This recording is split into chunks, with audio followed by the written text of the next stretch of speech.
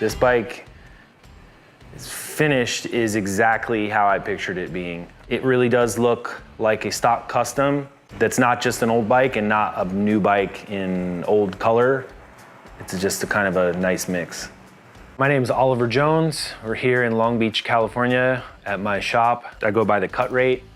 The short version is I was living in Tokyo at the time. I saw a lot of motorcycles there on the street and thought to myself, when I go back to the US, whenever that is, I'm gonna build a bike. Fast forward a bunch of years, I got home, got a place, got a little garage, and I decided, okay, now's the time I'm gonna do it. So I went out and bought a bike and literally just started that day. And that was about 12 years ago. This year, I'm doing a 2020 Harley Lowrider S. My first new bike, my first fuel-injected bike, my first new, anything this new this is all foreign to me, actually.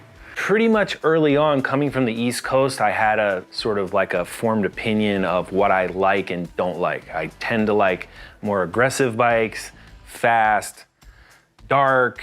This Lowrider S that I'm building this year is quite honestly a departure from maybe what I normally would build. For me, I want to like step out of my comfort zone, do something that's like maybe not what other people are building, or maybe not even what they're expecting me to build. So I kind of want to approach this from a different vantage point. I could have just as easily gone with any other model because I'm essentially sort of stripping off all the things that are Lowrider S, except for the neck angle, the dual disc, and a few other pieces.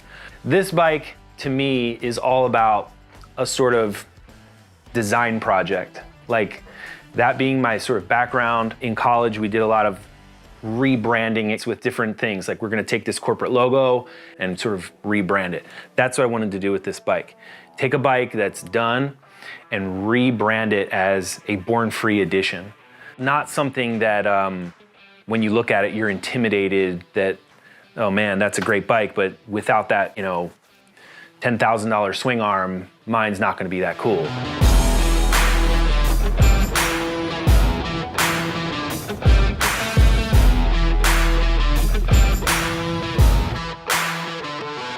To me, the success with this would be that you don't know. You really don't know what I did.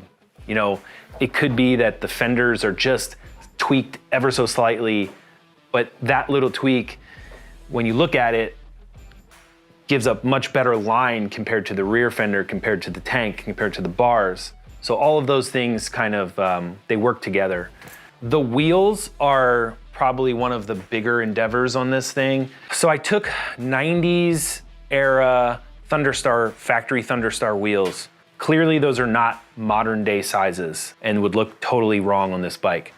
So we dissected the wheels, widened and stepped. So the rear now is actually a 17x5 and the front is a 21x3. The front end is the stock Harley front end with different internals, and I raised it about 1.5 inches. That plus the 21 will give the bike just a little bit taller in the front stance that I was kind of going for. The pipes are basically gonna stay this shape. The bars and risers are actually aftermarket.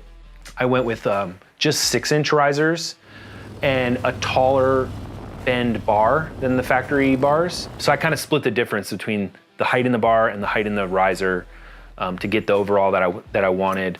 I used a top clamp from a different model, so I eliminated all the gauges on the tank and have all my gauges up here. But again, just kind of tweaking the dimensions enough to where it's not gonna stand out too much, but I think overall it'll lend itself.